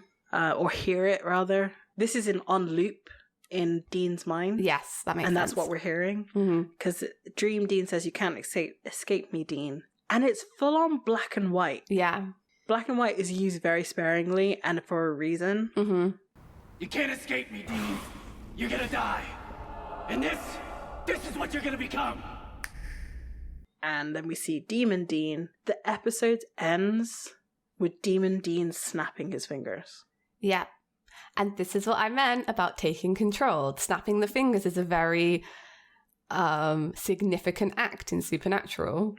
So I think what this is symbolizing is Dean's fear has taken control of him. And obviously that fear is becoming a demon.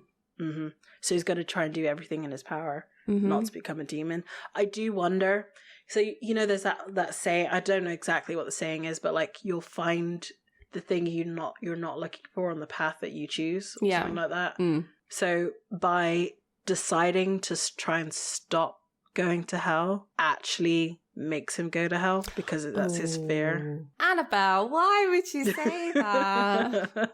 Why would you say that? If he hadn't, I mean, obviously this is outside of the canon and anything, but like, had he not tried, like if he just accepted that he was going to hell and like some other ex machina might have like saved him. The writers coming off strike might have saved him. Yeah, exactly. They play on this fear a lot through all the seasons, that it's, you know, he's possessed in some way and out of control. And I think it's a shame that they do keep coming back to it. That he never really gets over the loss of control in his life, ever. The issue for me is, we see Dean increase his self-esteem here, but it seems to be fear that then drives his actions rather than actually wanting to save himself because he cares more about himself now. I think you're right. Yeah. I mean, because fear is a really powerful thing. Yeah, it's a good motivator.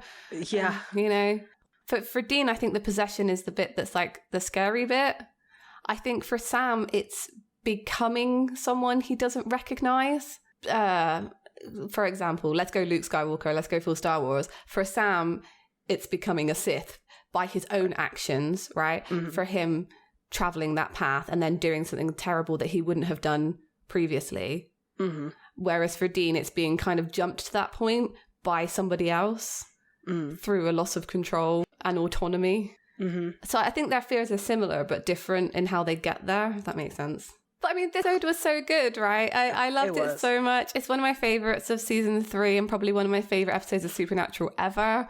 I knew this was going to be a hard one to talk about, and I think we did a good job. Let's go us. Do you know what? We'll improve our self-esteem through this episode also. We are good at this. Definitely. There's only 6 episodes left. Oh my goodness. We're almost at the end of the season. The next episode, which in classic Supernatural fashion, we've just had this heartbreaking episode and we get Mystery Spot. Mystery Spot. Do you know what? I don't know why, but I always thought that Mystery Spot was in season 4. Me too. Yeah. I love this episode, but like in the context of what we've just watched, it's like absolutely horrible. It's horrible. It's so horrible, but it is funny. I mean, it's a great Dean episode, and I'm very much looking forward to talking it through with you guys. Yep, me too. Thank you again to the lovely Pixel Agora for making our wonderful logo art. You can buy a copy of the art on our Redbubble, and a portion of the profits go to them. So support your local artist, like I said last time. You can also find us on all of the social medias. Just pick one, search this Escape Purgatory, and we'll be there. Come say hello. Tell us your meaning behind the flickering lights, Dean snapping his fingers at the end of the episode. Mm-hmm. Oh, okay, here's one. Is it just because they wanted to be funny or clever and be like, oh, it's the end of the episode, snap? I mean, probably.